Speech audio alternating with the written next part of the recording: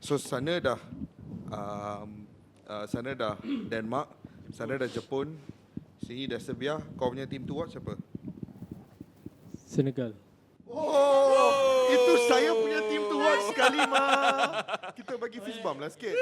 Kita sekali. Tak, sebab aku bercakap soal Senegal ni, kita tahu dia pernah mencipta kejutan dalam penampilan sulung dia 20 tahun lepas di Jepun dan Korea punya World Cup. Kenapa senyum? Saya balik? seronok.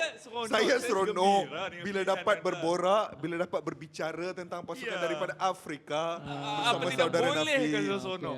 Tak, sebab okey lah. Aku maybe kau ada reason kau sendiri kenapa kau memilih Senegal. Okay, tapi sambunglah, nanti okey. kita sambung lah. Yes. Okay. Tapi aku mengambil angle dari sudut pandangan dia punya, dah macam aku Kish saya sebut dari sudut pandangan. Itu Kish je yang sebut benda tu. Manager dia punya head coach punya point of view, Aliou Cissé. Ada satu cerita melibatkan Aliou Cissé yang aku rasa macam dia dah rasa semua benda yang barai dalam hidup dia, yang keperetan dalam dunia bola sepak. 2002 bola sepak yang indah untuk Senegal. Dia orang pergi ke quarter final dalam penampilan sulung di Piala Dunia. Tetapi dalam tahun yang sama mereka kalah dalam Piala Afrika punya final. So benda tu tak boleh diterima oleh Aliou Cissé time tu. Tak salah aku dia captain that time. Dia captain. Yeah. Dan ada satu conversation dia dengan bekas pemain Liverpool, Salif Diao. Dia dua orang ni adalah rakan sebilik di hotel. Dan conversation tu lebih kurang macam dia cakap dengan Salif Diao. Salif, World Cup ni Piala Negara Afrika ni aku dah sebelah tangan dah pegang. Tapi yang merampasnya aku tak sure siapa, tapi kalau tak silap aku Papa Boba Diop.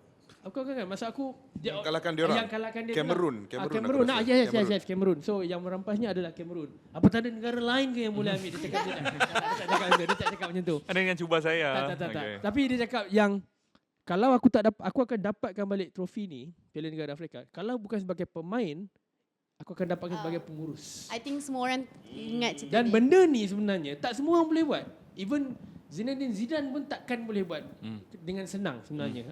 Didier Deschamps dah buat benda tu, World Cup. Dia menang Piala Dunia sebagai pemain, kapten, dan juga dia menang 2018. Tapi tak semua orang boleh buat benda tu. Dan memandangkan dia ni karakter dia, seorang yang, sebab kita kena tahu tau, dia adalah jurulatih yang paling lama pegang Senegal National Team.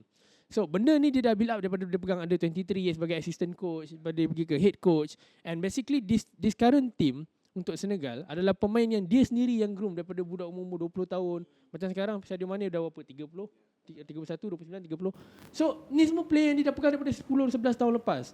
So that's why aku cakap element between the relationship between Aliou Cissé dengan that group of players dalam team tu sendiri. I suka you sebut benda ni sebab benda ni mengingatkan kita there's this one element of football yang orang selalu lupa sebab bila cakap pasal taktikal atas padang, apa manager ni boleh outsmart manager lain. Tapi orang lupa like the moment you have a group of players yang respond terhadap manager, want to play for their manager, for their team, that's a different story lah. So I rasa benda ni kita boleh nampak sebab dekat sebelum Senegal. Kiss tambah dia ada seorang jurnalis dekat Senegal tau. Dia sangat rapat dengan Aliou Cissé. Dia ada share satu story, dia katakan level Aliou Cissé dengan play-play zaman sekarang, play-play sekarang ni sampai ke tahap makan tak ada seorang pun akan berasing, tidur tak ada seorang pun akan berlainan waktu.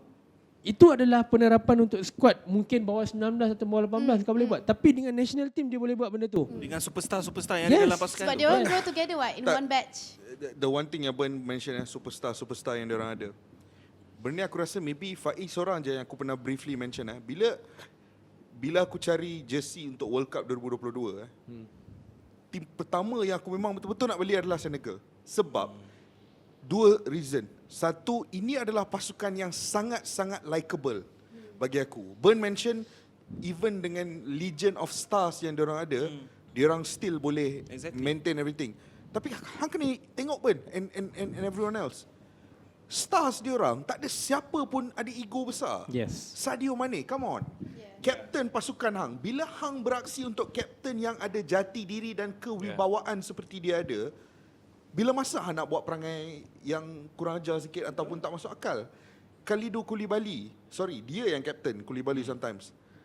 Again, of incredible character. Cara dia mengangkat diri dia di Napoli, sebelum ni di Naples, orang tepi jalan pun pandang dia sebagai antara manusia dengan sifat kewibawaan yang paling tertinggi dalam skuad Napoli. Now at Chelsea, Edouard Mendy juga a leader tapi not a hugely egoistical leader. Idrissa Ganage. Idrissa Ganage. So maksud aku is it's an incredibly likable team.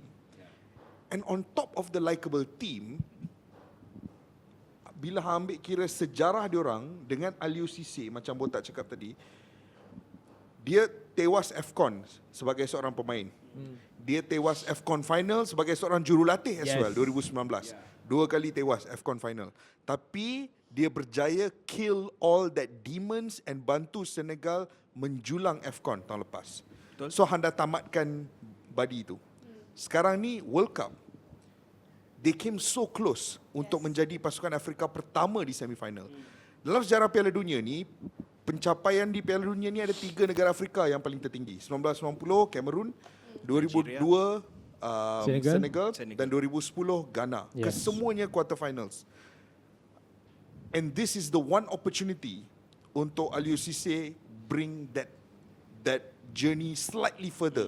Untuk membunuh semula segala keperitan yang dialami sebagai seorang pemain pada tahun 2002.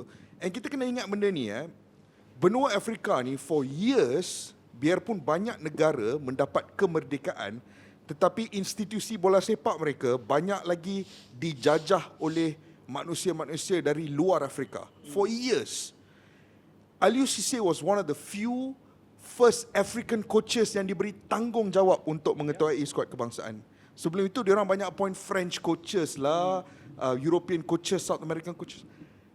But trend yang dimulakan oleh Aliou Cissé itu sekarang ni dah mula domino effect throughout Africa. Everyone is starting to look internally untuk cari calon dari negara sendiri.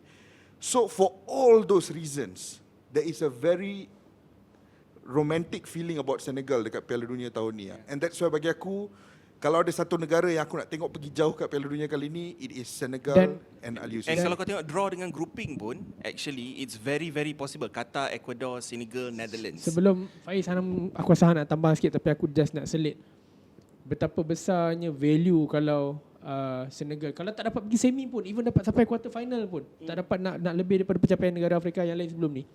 Kalau katakan dah sampai quarter final pun, makna dia tu akan menjadi sebesar semacam apa yang Ivory Coast buat waktu 2006 dulu.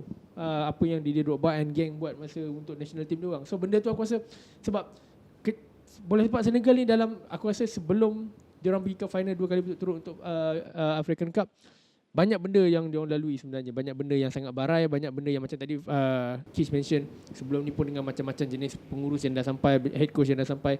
Tapi apa yang aku nak tekan kat sini, dia akan memberi makna yang besar untuk bola sepak Senegal. Quick prediction, Senegal akan sampai ke mana di Piala Dunia nanti? Semifinal. Harapan aku letak quarter final. Quarter final. Aku rasa quarter juga sebab kalau kau tanya aku secara jujurnya, secara pantasnya, perbezaan 2002 punya yang ada El Hadji Diouf, ada Papa Bouba Diop, that team that beat France. Aku rasa waktu tu diorang baru nak dikenali. So ramai tak tahu the quality of the Senegal players back then.